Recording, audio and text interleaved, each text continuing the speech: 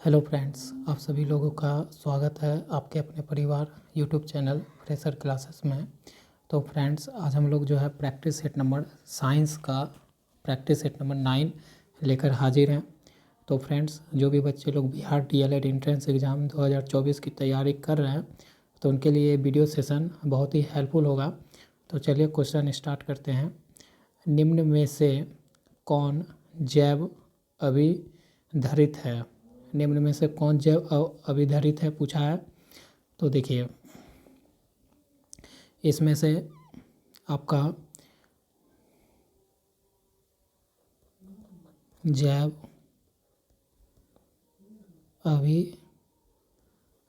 अभिधरित है हमारा D D T D D T आपका क्या है?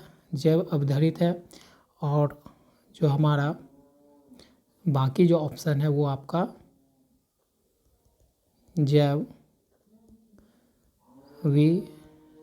विधरित है। जैसे उसमें आपका मल पहला, दूसरा है पशुधन अपशिष्ट और तीसरा आपका है मार्केट अपशिष्ट। ये सब किस में आते हैं?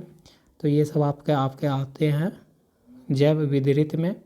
और सिंगल ये जो है ऑप्शन सी आपका, ये एग्जाम्पल है किसका? जैव अभिधरित का। ठीक है, अब कुछ जो है डीडीटी के बारे में महत्वपूर्ण बातें जान लेते हैं। डीडीटी से जुड़े कुछ महत्वपूर्ण बातें यहाँ पर हम जान लेते हैं। डीडीटी, ठीक है, क्या है कि यह एक प्रकार का कीट, यह एक प्रकार का क्या होता है? कीटनाशी है। ठीक ना। डीडीटी क्या है? एक प्रकार का कीटनाशी है जो मिट्टी की उर्वरा शक्ति को भी उर्वरक शक्ति को भी क्या करती है? प्रभावित करती है, प्रभावित करता है। ठीक ना। अच्छा, इसका फुल फॉर्म आपसे कभी पूछ ले तो फुल फॉर्म भी याद रखना है। डीडीटी का फुल फॉर्म क्या होता है? डाइक्लोरो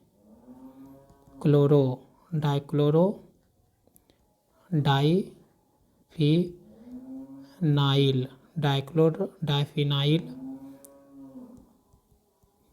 ट्राइक्लोरो इथेन है। ठीक है ना। इसका जो फुल फॉर्म क्या है? डाइफिनाइल ट्राइक्लोरो इथेन है। ठीक है, इसको ये भी कह के पुकारते हैं, या इसका फुल फॉर्म समझ सकते हैं।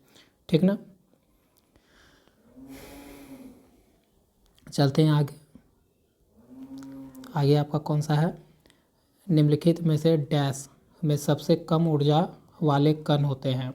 सबसे कम ऊर्जा वाले कण, जो इस चार ऑप्शन है, इस चारों ऑप्शन में किसका जो पार्टिकल होता है या किसका जो कण होता है उसमें सबसे ज़्यादा कम ऊर्जा होता है, मतलब एनर्जी जो होता है उसमें कम होता है। तो किस में होता है? तो ये आपका ठोस में होता है। ठोस का जो कण होता है ना, उसमें जो ऊर्जा होता है वो कम होता है। कैसे समझते हैं? मान लीजिए ये कोई ठोस पदार्थ है, ये आपका क्या है? कोई आपका ठोस पदार्थ है। तो इसका जो कण मैं ये बना रहा हूँ रेड से, तो ये क्या होता है? ऐसे बनाता हूँ थोड़ा। ये जो कण है इसका,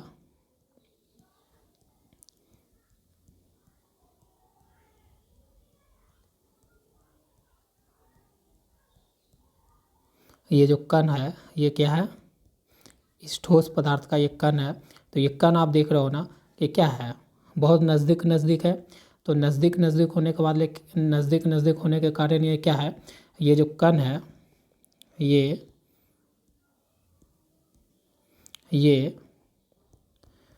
एक एक दूसरे से प्रबल आकर्षण बल से बंधे होते हैं। नज़दीक नज़दीक होने का कारण जो ठोस पदार्थ का कण होता है वो आपस में नज़दीक नज़दीक होते हैं, एक दूसरे के क्या होते हैं, बहुत ही नज़दीक नज़दीक होते हैं। क्यों होते हैं नज़दीक? क्योंकि ये जो है इसके बीच जो अट्रैक्शन फोर्स लगता है वो बहुत ही स्ट्रांग होता है, जिस कारण से इसका जो ऊर्जा होता है, देखिए अगर आप ट्रेन में हैं या कहीं भी ऐसा इमेजिन करिए कि आप कोई ट्रेन है उसमें पूरा भीड़ भाड़ है उस डब्बा में, तो कहीं भी आप हिलने डुलने का आपको रहता है, ये इजाज़त नहीं रहता है, तो आपका जो ऊर्जा है क्या होता है आप में ही समा के रह जाता है। तो उसी तरह से एग्जांपल से समझ सकते हैं कि ठोस पदार्थ का जो कण होता है वो कहीं हिल नहीं डोल नहीं सकता है, जब हिलेगा डोलेगा नहीं, गति नहीं करेगा, तो उसका ऊर्जा क्या होता है, ऊर्जा वो लगा ही नहीं पाएगा, तो वहाँ पर ऊर्जा क्या होता है, बहुत कम होता है, ठीक है ना। इस आधार पर अगर देख लीजिए सबसे इस चारों ऑप्शन में सबसे ज़्यादा ऊर्जा किसके पास होगा, तो देखिए सबसे कम हम इसको सजा लेते हैं,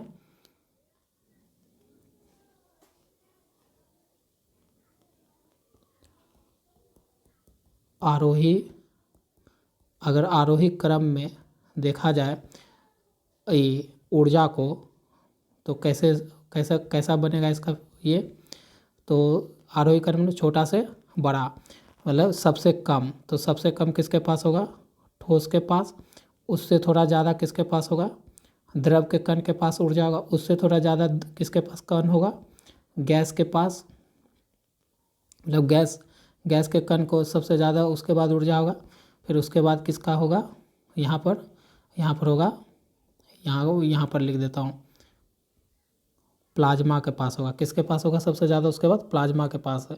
तो ये आरोही क्रम में है, सबसे कम ठोस के जो कण होते हैं उसका ऊर्जा कम होता है, उसके बाद द्रव, फिर गैस, फिर प्लाज्मा। चलते हैं आगे।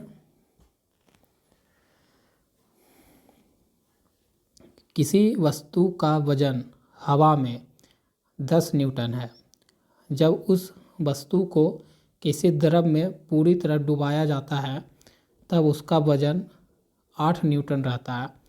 इस वस्तु द्वारा हटाए गए द्रव का वजन होगा, क्या बोला कि कोई वस्तु है, ठीक ना, कोई वस्तु है, मान लेते कोई वस्तु x है, उसका कितना वजन है हवा में उसका वजन है 10 न्यूटन, ठीक ना। जब उस वस्तु को किसी द्रव में डुबाया जाता है, किस में डुबाया जाता है, मान लेते हैं ये द्रव में हम बना लेते हैं,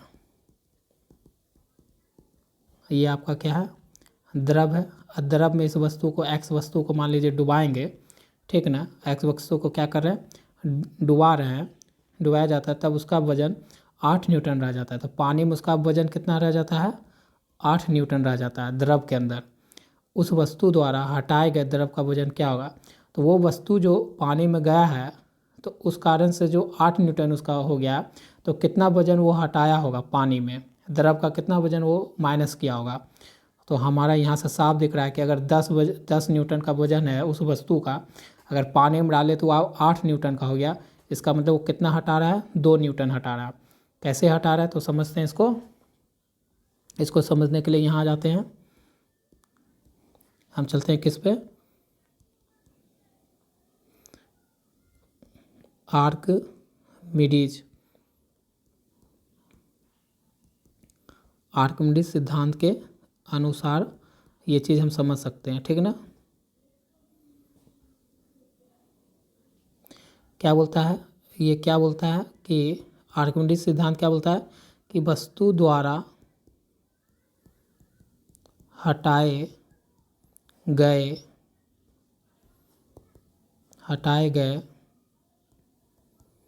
द्रव का वजन बराबर होता है, जितना पानी हटा वो किसके बराबर होगा, तो वस्तु के वजन में आभासी कमी, जितना वस्तु के वजन में कमी हुआ उसके बराबर होता है। तो वस्तु के वजन में अब कितना कमी हो गया, पहले 10 था अब कितना हुआ 8, तो इसका मतलब 2 न्यूटन का कमी हुआ, तो 2 न्यूटन। तो द्रव का, तो वस्तु द्वारा हटाया गया द्रव का वजन कितना रह गया, 2 न्यूटन, ठीक ना। तो आपका आंसर यहाँ से समझ में आया। किससे हम समझे, तो आर्किमिडीज सिद्धांत के अनुसार ये हम निकाल लिए, ठीक ना। तो आपका ऑप्शन ऐसे कैसे निकला, तो ये भी जान लीजिए। कुछ नहीं किए, 10 था और 8 हो गया, तो उसमें घटा दिए, तो हमारा 2 न्यूटन, तो आपका ऑप्शन डी राइट हो गया। आगे आते हैं। आप आधुनिक आवर्त सारणी में इलेक्ट्रॉनिक विन्यास 2-8 वाले तत्व को कहाँ ढूंढेंगे। मतलब आपको एक आवर्त सारणी दे दी गई। कौन सा सारणी दिया गया, मॉडर्न पीरियोडिक टेबल दिया गया, आपका आधुनिक आवर्त सारणी दिया गया। उसमें आपको इलेक्ट्रॉनिक विन्यास दिया गया है 2-8 वाले तत्व को कहाँ ढूंढिएगा, किस समूह में ढूंढिएगा, ये क्वेश्चन है। तो देखिए, तो यहाँ पर हम समझते हैं कि आपको जो है तत्व का इलेक्ट्रॉनिक विन्यास क्या दिया हुआ है, तत्व का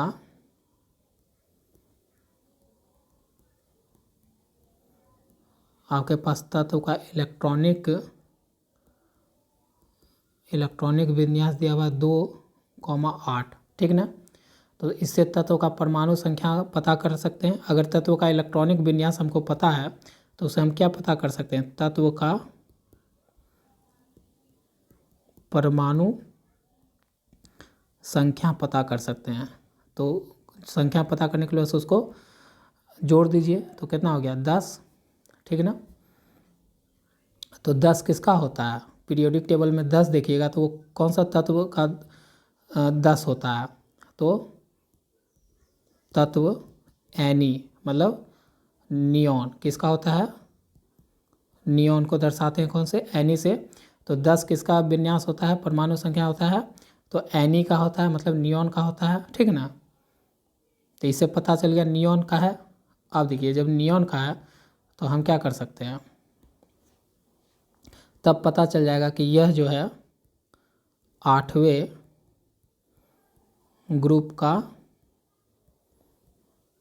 दूसरे आवर्त का सदस्य होता है। क्या होता है, दूसरे आवर्त सदस्य का होता है, ठीक ना। तो हमको समझ में आ गया। जो भी आपको इलेक्ट्रॉनिक विन्यास दिया हुआ उसको प्लस करके उसे हमको चल जाएगा, परमाणु संख्या पता चल जाएगा। अब परमाणु संख्या हमको पीरियोडिक टेबल का याद है कि 10 किसका होता है, नियॉन का होता है। तो नियॉन किस में होता है, तो 8वें ग्रुप का दूसरे आवर्त 8वें ग्रुप का होता है, और भी के साथ दूसरे आवर्त का सदस्य होता है। तो यहाँ पर से आपका ऑप्शन क्या राइट हो जाएगा, सॉरी 18वें ग्रुप का। तो ऑप्शन आपका यहाँ से बी राइट हो जाएगा। आगे बढ़ते हैं। चालक का प्रतिरोध निर्भर नहीं करता है। यहाँ पूछा है कि जो चालक होता है, मतलब कंडक्टर का रेजिस्टेंस डिपेंड नहीं करता है, किस पे यहाँ पर ध्यान दीजिएगा, नहीं पूछा आप पे, ठीक ना। तो चालक का जो प्रतिरोध होता है, प्रतिरोध मतलब इंग्लिश में बोलते हैं उसको रेजिस्टेंस, चालक मतलब कंडक्टर, तो किस चीज़ पर निर्भर नहीं करता है, तो ये देखना है। तो पहले लिख लेते हैं, चालक का प्रतिरोध निर्भर करता है, किस किस पे निर्भर करता है, तो ये जान लेते हैं। तो हमेशा याद रखिएगा, ये 4 चीज़ पे निर्भर करता है, किस पे, तो चालक के लंबाई पर, ठीक है, और दूसरा अनुप्रस्थ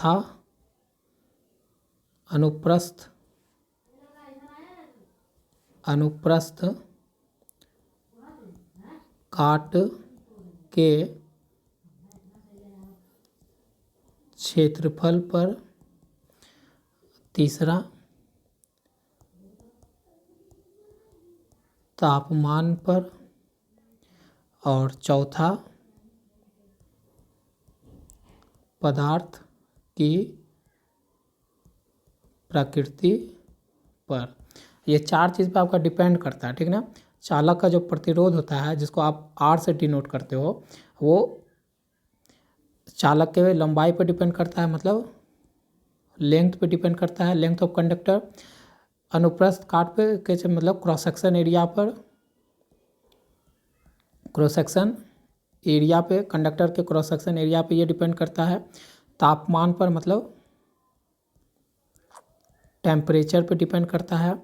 और पदार्थ की प्रकृति पे, मतलब नेचर ऑफ मटेरियल पे यूज करता है, ठीक है ना। तो इस चारों चीज़ पे डिपेंड करता है। तो देख लेते हैं ये ऑप्शन में ये चारों चीज़ में कौन सा अलग है, वो हमारा क्या हो जाएगा, आंसर हो जाएगा। तो एक कंडक्टर की लंबाई पर, तो लंबाई पे करता है, तो ये नहीं होगा क्योंकि यहाँ पर पूछा है नहीं वाला, तो ये नहीं होगा। आर्द्र संवाहन पर, किसी चालक का तापमान पर डिपेंड करता है, तो ये भी नहीं होगा, यहाँ नहीं पूछा है, वो ध्यान दीजिएगा। किसी कंडक्टर का क्रॉस सेक्शन, इस पर भी डिपेंड करता है, तो ये नहीं होगा। तो बचा आपका सी। तो आर्द्रता संवाहक पर, ये जो आर होता है कंडक्टर का रेजिस्टेंस होता है, जो प्रतिरोध होता है, वो आर्द्रता संवहन पर डिपेंड नहीं करता है, ठीक है। आगे बढ़ते हैं। पोलियो उत्पन्न करने वाला विषाणु है। पोलियो उत्पन्न करने वाला विषाणु का नाम बताना है, कौन सा है। तो ये आपका होता है एकल स्ट्रैंड वाला, ये होता है एकल स्ट्रैंड वाला RNA। कौन होता है, RNA वायरस। तो आपका ऑप्शन ए राइट हो गया। आगे बढ़ जाते हैं। माइटोकॉन्ड्रिया किसका स्थल है, बताइए। माइटोकॉन्ड्रिया किसका स्थल है, तो ये है एरोबिक श्वसन का स्थल होता है। माइटोकॉन्ड्रिया किसका स्थल होता है, तो एरोबिक श्वसन का स्थल होता है। अब जान लेते हैं कुछ इससे, एरोबिक श्वसन क्या होता है। तो एरोबिक श्वसन जो होता है वो क्या होता है, तो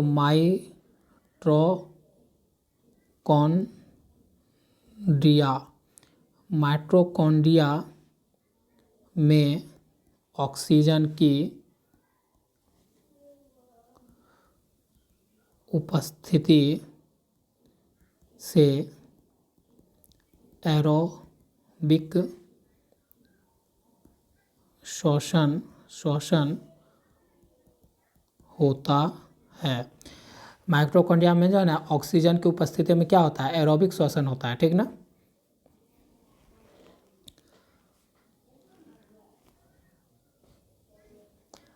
और कुछ इससे जुड़ी हुई बातें जान लेते हैं। इस कारण से क्या होता है कि यह जो एरोबिक श्वसन के द्वारा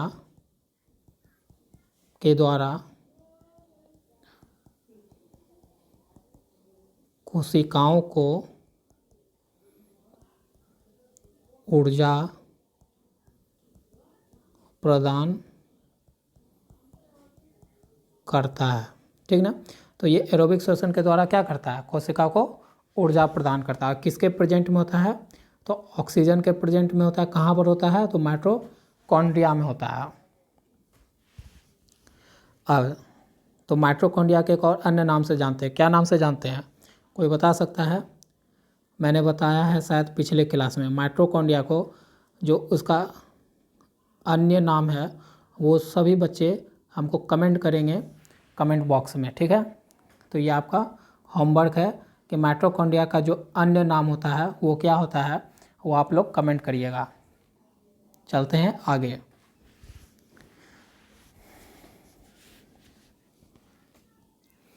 परमाणु के बाह्यम कक्षा में उपस्थित इलेक्ट्रॉन की संख्या होती है। परमाणु के बाह्यतम कक्षा में उपस्थित इलेक्ट्रॉन की संख्या होती है। यहाँ पर गलत लग रहा है क्वेश्चन, होती नहीं है, कहलाती है होता है। यहाँ पर क्या होता है, होती है, चलिए होती है या कर लो, कहलाती है। क्या कहलाती है, ठीक है ना। तो देखिए, मान लीजिए ये कोई एटम है, ठीक है ना, और उसके बाहर जो भी कक्षा है, ठीक है, ये उसका क्या है, बाहरी कक्षा, ठीक है। ये एटम है, उसके जो बाहरी कक्षा है, यहाँ पर क्या रहता है मौजूद, यहाँ पर इलेक्ट्रॉन मौजूद होता है जिस पे नेगेटिव चार्ज होता है, ठीक ना। तो बोलता है कि परमाणु के वाहितम कक्षा में, तो ये सब वाहितम कक्षा है, तो ये वाहितम कक्षा हो गया, वाहितम कक्षा। तो वाहितम कक्षा में उपस्थित इलेक्ट्रॉन, देखिए वाहितम कक्षा में उपस्थित इलेक्ट्रॉन है ना, तो उसको वो क्या कहलाती है, तो बता देना है क्या कहलाती है, बताइए बताइए। तो वो कहलाती है आपका, वो कहलाती है आपका कोर इलेक्ट्रॉन। क्या कहलाती है, कोर इलेक्ट्रॉन। वाहितम कक्षा में छोड़कर अन्य सभी अंदरूनी कक्षा के इलेक्ट्रॉन को कोर इलेक्ट्रॉन कहते हैं। नहीं, ये गलत है, कोर इलेक्ट्रॉन नहीं होता है।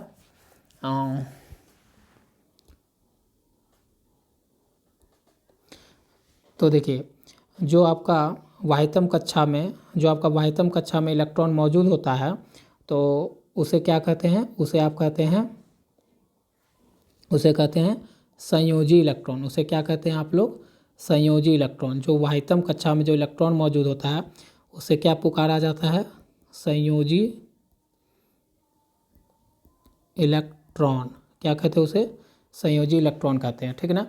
और एक और बात याद रखिए, और जो अंदरूनी इलेक्ट्रॉन होता है उसे क्या कहते हैं, जो वाहितम कक्षा के अंदर जो इलेक्ट्रॉन, मतलब जो वाहितम कक्षा को छोड़कर जो अदर इलेक्ट्रॉन होता है उसे क्या कहते हैं, उसे बोलते हैं कोर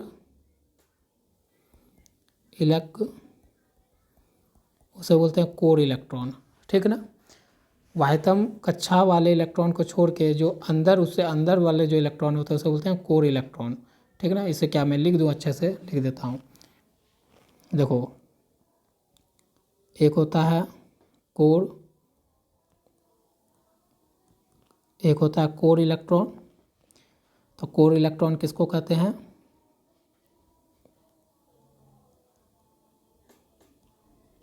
वाहितम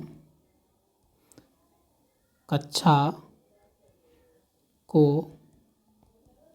छोड़कर अन्य सभी अंदरूनी कक्षाओं के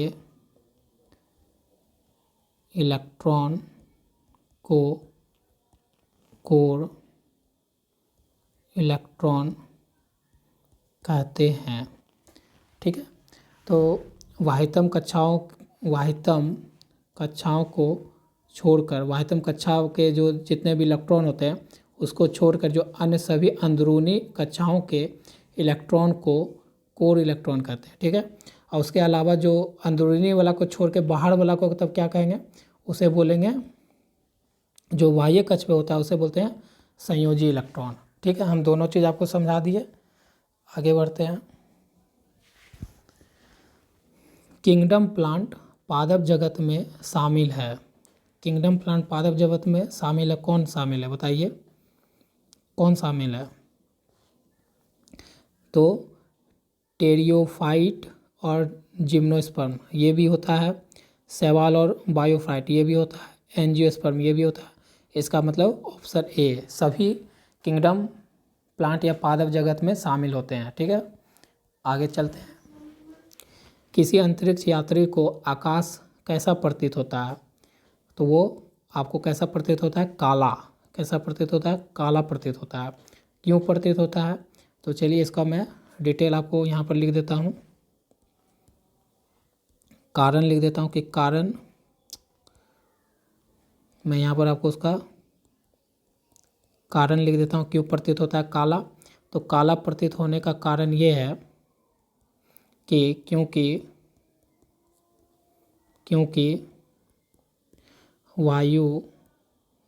वायुमंडल की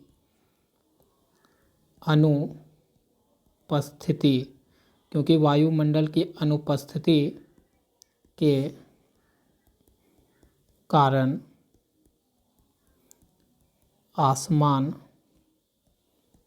में प्रकाश की किरणों का प्रकीर्णन नहीं हो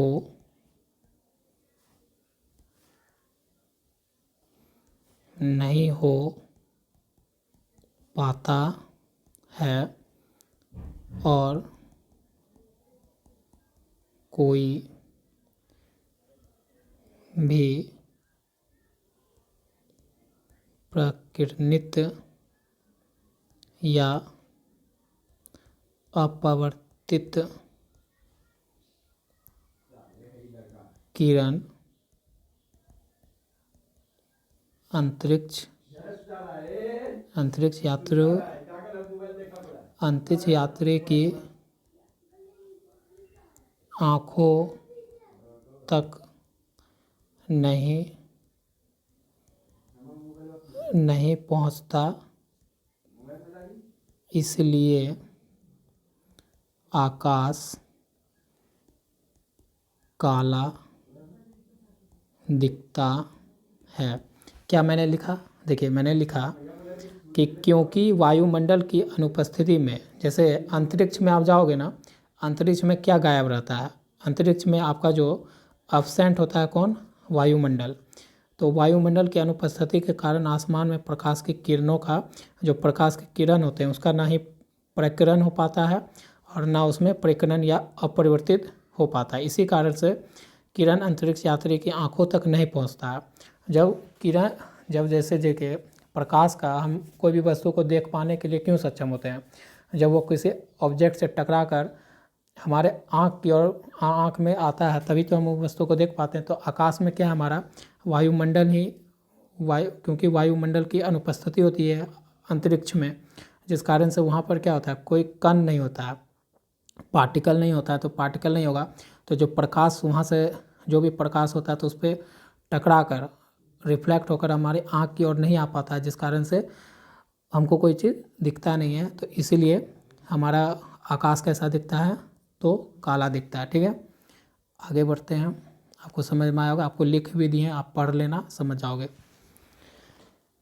विद्युत का अच्छा चालक है। विद्युत का अच्छा चालक कौन होता है? तो यहाँ पर लकड़ी तो नहीं होता है, चांदी तो होता है।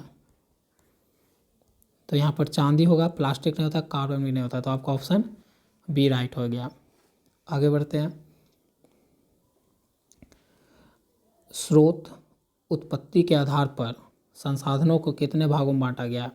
तो आपको 2 भागों में बांटा गया। स्रोत उत्पत्ति के आधार पर संसाधनों को कितने भागों में बांटा गया? 2 भागों में बांटा गया। ये 2 कौन कौन है? तो एक है जैविक संसाधन, एक है अजैविक संसाधन। ये जैविक संसाधन और एक है अजैविक संसाधन। तो याद रखिएगा कितने उत्पत्ति के आधार पर कितने संसाधनों को कितने भागों में बांटा गया? 2 भागों में, एक जैविक और एक अजैविक। ऑप्शन सी राइट हो गया। आगे बढ़ते हैं। निम्नलिखित में से कौन गर्भ निरोधक है? तो आपका सारा ऑप्शन सही, सारा गर्भ निरोधक है। तो आपका ऑप्शन ए। अंडा देने वाला स्तनपायी है। अंडा देने वाला इसमें से कौन स्तनपायी है? तो बताइए कौन स्तनपायी है? तो आपका डी, बत्तख बिल प्लेटिपस, ये आपका अंडा देने वाला स्तनपायी है। ऑप्शन डी राइट हो गया। आगे बढ़ते हैं। निम्नलिखित में से कौन सा ग्राफ किसी वस्तु के विरामावस्था मतलब रेस्ट को प्रदर्शित करता है? मतलब कोई भी मोशन, रेस्ट मतलब नो मोशन, मतलब नहीं गति, कोई गति नहीं, वो कौन सा दर्शाता है? ये चारों ग्राफ में कौन ये दर्शा रहा है? तो आपका देर दर्शा रहा है ऑप्शन सी। ये जो है ये कंडीशन जो है ये दर्शाता है, यहाँ पर 0 है, यहाँ पर x है, यहाँ पर y है और यहाँ पर आपका ये ग्राफ है किसी वस्तु का। ठीक है ना? तो ये जो अवस्था बनता है, इधर हो गया आपका समय, इधर हो गया दूरी। तो समय और दूरी के बीच में कैसा है? ये लाइन कांस्टेंट है। तो ये जो अवस्था दिखाता है वो ये अवस्था किसका दिखाता है? ये अवस्था दिखाता है नौ गति, कोई भी गति नहीं हो रहा है, या उसी को इंग्लिश में बोलते हैं रेस्ट, जिसे आप बोलते हैं विराम अवस्था। ठीक है ना? तो ऑप्शन सी राइट हो गया। आगे बढ़ते हैं। किसी गतिमान वस्तु का जड़त्व निर्भर करता है। अगर कोई वस्तु गतिमान है तो उसका जड़त्व किस पे निर्भर करता है? तो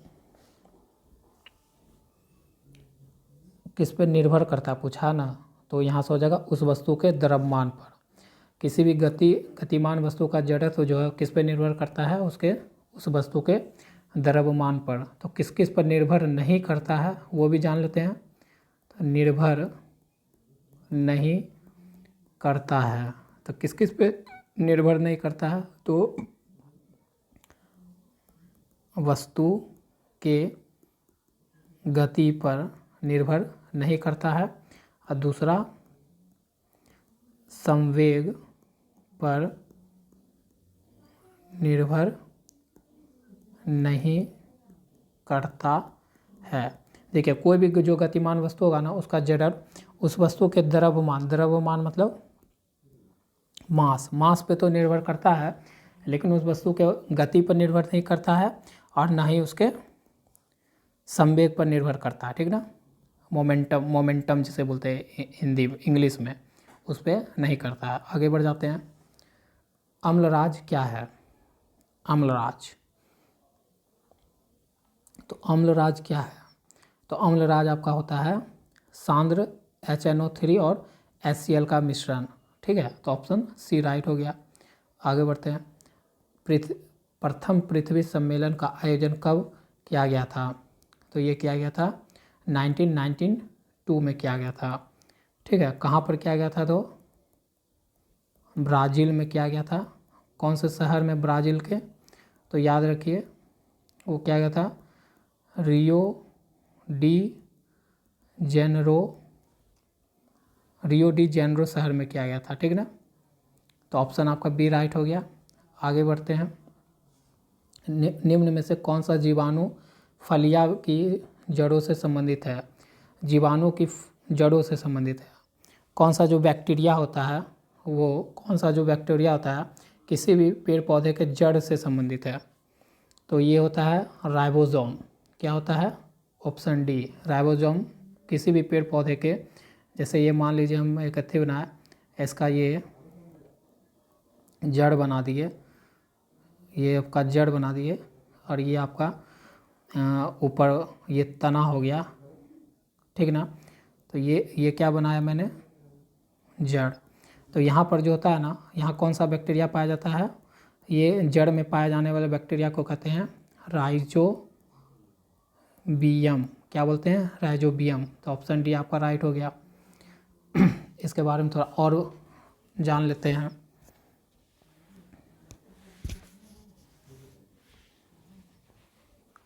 तो ये किस पौधे में सबसे ज़्यादा, ये किस पेड़ के पौधे में पाया जाता है राइबोसोम? तो ये पौधा का नाम है लेग्यूमिनस पौधे के जड़ में मौजूद होते हैं। लेग्यूमिनस पौधे के जड़ में मौजूद होते हैं। ठीक ना, इसका काम क्या है? ये यहाँ जो राइबोसोम होता है लेग्यूमिनस पेड़ पौधे के जड़ में ये जो मौजूद होता है यहाँ पर, तो उसका काम क्या है, उसका कार्य क्या है, यहाँ पर वो क्यों मौजूद होता है? तो इसका कार्य ये है कि जो वायुमंडल होता है उसके ऊपर, ज़मीन से ऊपर जो यहाँ पर वायुमंडल है, तो ये वायुमंडल में क्या उपस्थित है? आपका नाइट्रोजन गैस मौजूद है। तो ये क्या करता है? राइबोसोम का क्या काम है कि ये नाइट्रोजन गैस को जो है ना अब शोषित करके नाइट्रोजन का नाइट्रस तथा नाइट्राइट में ब्रेक करके मृदा मतलब सॉइल में प्रतिस्थापित करता है। जो वायुमंडल में नाइट्रोजन गैस होता है या मिट्टी में जो होता है नाइट्रोजन, उसका अवशोषित करके नाइट्रोजन को किस में ब्रेक कर देता है? तो जैसे भी देखिए ये नाइट्रोजन गैस है वायुमंडल में, इसको ये क्या करता है?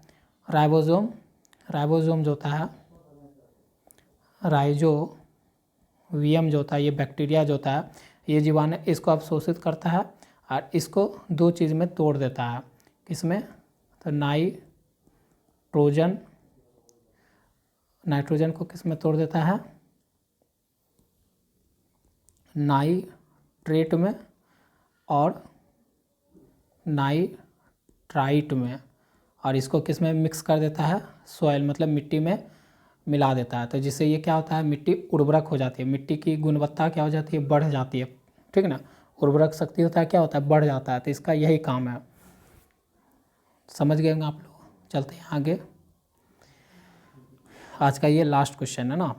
तो नीचे दिए गए समीकरण किस प्रकार की अभिक्रिया है, तो किस प्रकार की अभिक्रिया है बता दीजिए आप लोग।